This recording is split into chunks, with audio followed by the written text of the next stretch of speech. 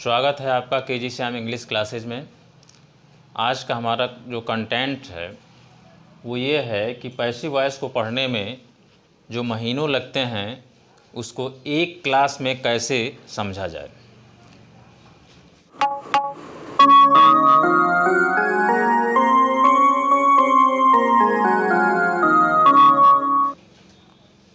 आप देखिए, ये प्रेजेंट टेंस का खाना है, ये पास्ट का है और ये फ्यूचर का है, और तीनों का इसमें इंडेफिनिट है। यानी प्रेजेंट का इंडेफिनिट ये है, पास्ट का इंडेफिनिट ये है और फ्यूचर का इंडेफिनिट ये है। ऐसे ही प्रेजेंट का कंटिन्यूअस ये है, प्रेजेंट का पास्ट का कंटिन्यूअस ये है और फ्यूचर का कंटिन्यूअस ये है। अब प्रेजेंट का यह परफेक्ट है, पास्ट का परफेक्ट है और फ्यूचर का परफेक्ट है। वैसे ही यहाँ आप देखें, यह प्रेजेंट परफेक्ट कंटिन्यूअस, प्रेजेंट का परफेक्ट कंटिन्यूअस है, यह पास्ट का परफेक्ट कंटिन्यूअस है और यह फ्यूचर का परफेक्ट कंटिन्यूअस है। अब समझना है कि पैसिव में किया क्या जाता है, कैसे पैसिव बनाया जाता है। चूँकि एक ही वीडियो में हमें सारी चीज़ बतानी है, तो पहले तो एक सामान्य रूल देख लेते हैं पैसिव का। यहाँ पर आपको दिखला रहे हैं। जो एक्टिव का सब्जेक्ट होता है वह पैसिव में ऑब्जेक्ट हो जाता है। जैसे एक एग्जाम्पल लेते हैं, ही विल ईट ए मैंगो।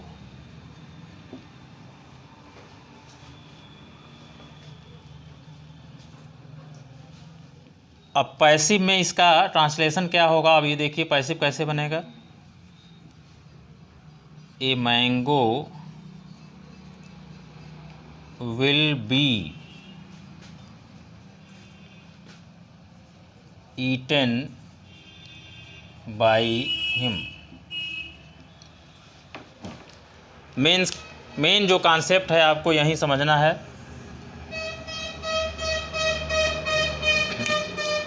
जो एक्टिव का यह सब्जेक्ट ही है, यह पैसिव में ऑब्जेक्टिव केस में हिम हो गया है और यह बाई के बाद आएगा। यानी कि जो एक्टिव का सब्जेक्ट है वो एजेंट बन जाता है।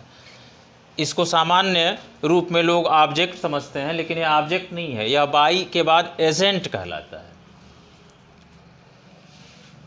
मैंगो क्या है? यह जो है एक्टिव वाक्य का ऑब्जेक्ट है। मैंगो एक्टिव वाक्य का ऑब्जेक्ट है और वह पैसिव में सब्जेक्ट हो गया है। यानी नियम क्लियर हुआ कि जो एक्टिव का सब ऑब्जेक्ट होता है वह पैसिव में सब्जेक्ट हो जाता है, और जो एक्टिव का सब्जेक्ट है वो पैसिव में बाई एजेंट हो जाता है, और जो एक्टिव का ऑब्जेक्ट है वो पैसिव में सब्जेक्ट हो जाता है। यानी कि ऑब्जेक्ट और सब्जेक्ट का पहला ये नियम है जो प्रत्येक टेंस में एक समान होता है। दूसरी चीज़ देखें, इसमें सहायक क्रिया क्या है? विल, और इसमें सहायक क्रिया क्या है? Will be. यानी सहायक क्रिया पैसिव में बदलता है, और यही हमारा मेन फोकस है कि सहायक क्रिया को आप रटें नहीं, समझें। क्योंकि रटने से ज़्यादा समय लगेगा, और आज मैं पूरा समझा दूंगा कि सहायक क्रिया का क्या रूल होता है, कैसे आप उसको बिना रटे जान जाएं। इसमें ईट है और इसमें ईटन है। और एक चीज़ ध्यान देंगे कि पैसिव चाहे कोई भी टेंस हो, या मॉडल के साथ हो या टेंस के साथ हो, तो पैसिव में जो भी वर्ब होगा वह थर्ड फॉर्म का होगा। एक्टिव का सब्जेक्ट पैसिव में बाई एजेंट होगा, ध्यान दीजिएगा। एक्टिव का जो ऑब्जेक्ट होगा, ये मैंगो है, एक्टिव का जो ऑब्जेक्ट है वो पैसिव में सब्जेक्ट हो गया है। वर्ब, ऑक्सिलरी वर्ब चेंज हो जाएगा, चेंज का नियम अभी मैं बताने वाला हूँ, और वर्ब भी चेंज होगा, और यह इसका फिक्स रूल है कि यह थर्ड फॉर्म में ही होगा। यानी कि पैसिव अगर है तो थर्ड फॉर्म में होगा। अब आइए देखते हैं पूरे ऑन द होल।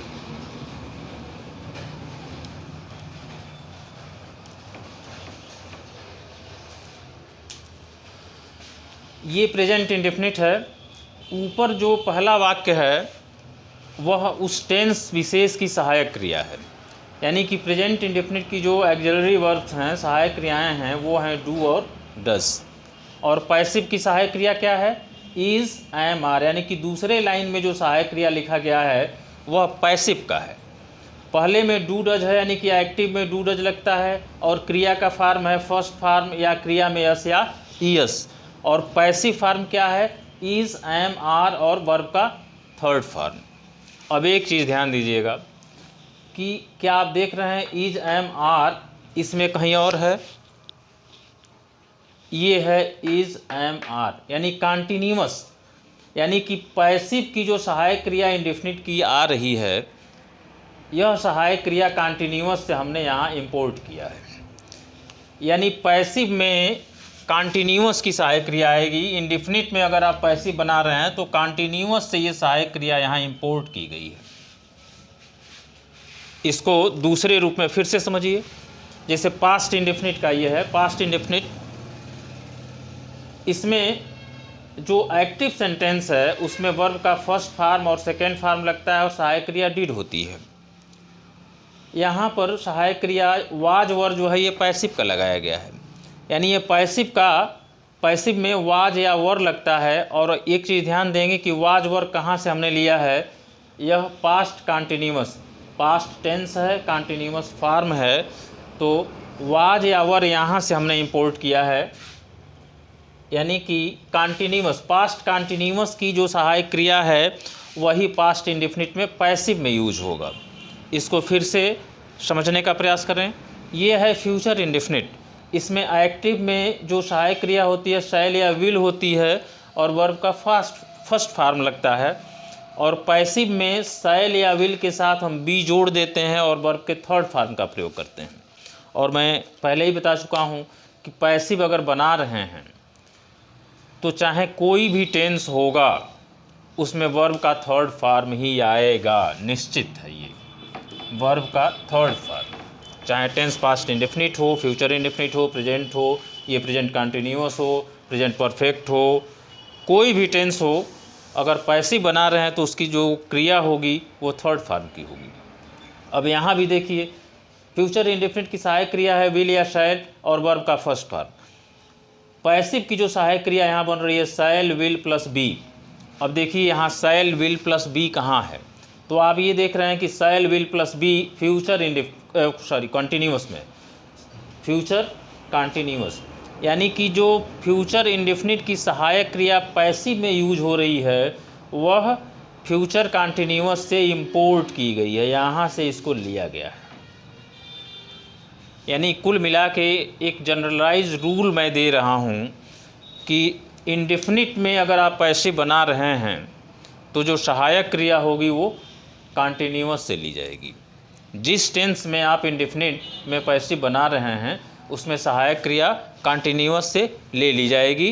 यानी कि प्रेजेंट इंडेफिनिट बना रहे हैं तो प्रेजेंट कॉन्टिन्यूअस की सहायक क्रिया ले लीजिए, पास्ट इंडेफिनिट बना रहे हैं तो पास्ट कॉन्टिन्यूअस की सहायक क्रिया ले लीजिए, फ्यूचर इंडेफिनिट बना रहे हैं फ्यूचर कॉन्टिन्यूअस की सहायक क्रिया ले लीजिए। अब इसमें देख कॉन्टिन्यूअस में क्या किया गया है? एक्टिव की सहायक क्रिया है इज, एम, आर और वर्ब का आईएनजी फॉर्म। पैसिव का ये जो दूसरे लाइन में लिखा गया है पैसिव की सहायक क्रिया is, am, are plus being. यानी कि कॉन्टिन्यूअस अगर है तो उसमें आपको बीइंग जोड़ देना है। जैसे देखिए यहाँ भी वाज वर के साथ बीइंग पैसिव में जोड़ दिया गया है। अगर पैसिव सेंटेंस है तो इज, एम, आर वाज या वर के साथ बीइंग जोड़ देंगे। अब यहाँ आप देख रहे होंगे कि कट का नहीं, तो यहाँ आप देख रहे हैं कि इसमें भी इज, एम, आर के साथ बीइंग जुड़ा हुआ है, इसमें वाज या वर के साथ बीइंग जुड़ा हुआ है और थर्ड फार्म तो सब में होगा। यहाँ आप देख रहे हैं कि शैल विल प्लस बी और वी आई एन जी है और नीचे मैंने दिया है कट क्वेश्चन मार्क। इसका क्या अर्थ है वीडियो के लास्ट में मैं बताऊंगा और ये एक बहुत ही बड़ा रहस्य अंग्रेजी का जिसका समाधान मैं आपको देने वाला हूँ। ये देखिए परफेक्ट है, परफेक्ट में सहायक क्रिया है हैज है प्रेजेंट परफेक्ट में और वर्ब का थर्ड फॉर्म। पास्ट में हैड है और इसके साथ वर्ब का थर्ड फॉर्म। फ्यूचर में विल शैल है और वर्ब का थर्ड फॉर्म, यानी कि परफेक्ट में ऑलरेडी वर्ब थर्ड फॉर्म में होता है, इसमें आपको वर्ब में कोई चेंजिंग नहीं करनी है। अब करना चेंज क्या है, यहाँ हैज हैव है और बीन जुड़ गया है, तो ये हैज हैव के साथ बीन कहाँ से लिया गया है, यहाँ से लिया गया है, हैज हैव प्लस बीन। यानी कि परफेक्ट में आपको जो करना है वो परफेक्ट कॉन्टिन्यूअस की सहायक क्रिया ले लेनी है। प्रेजेंट परफेक्ट में अगर पैसिव बना रहे हैं तो प्रेजेंट परफेक्ट कॉन्टिन्यूअस की सहायक क्रिया हो जाएगी। पास्ट परफेक्ट में अगर पैसिव बना रहे हैं तो पास्ट परफेक्ट की सहायक क्रिया हो जाएगी। देखिए ये हैड बीन है, ये एक्टिव में हैड है और पैसिव में हैड बीन हो गया है, और ये had been past perfect continuous की सहायक क्रिया है। ऐसे ही फ्यूचर में भी यहाँ से सहायक क्रिया को यहाँ पर इम्पोर्ट किया गया है। अब यहाँ भी कट कट कट है और यहाँ भी क्वेश्चन मार्क है, यहाँ भी cut cut cut question mark और यहाँ भी सेम चीज़ है। इसका मतलब है कि सामान्य किताबों में, सामान्य का लगभग सभी किताबों में इंग्लिश का जो रूल है वो ये है कि 4 टेंस में पैसिव वॉइस नहीं बनता है, और मैं कह रहा हूँ कि बनता है। इन चारों में सेंटेंस बन सकते हैं। जैसे इसका एक्टिव एग्जाम्पल है कि वह 2 घंटे से पढ़ रहा है।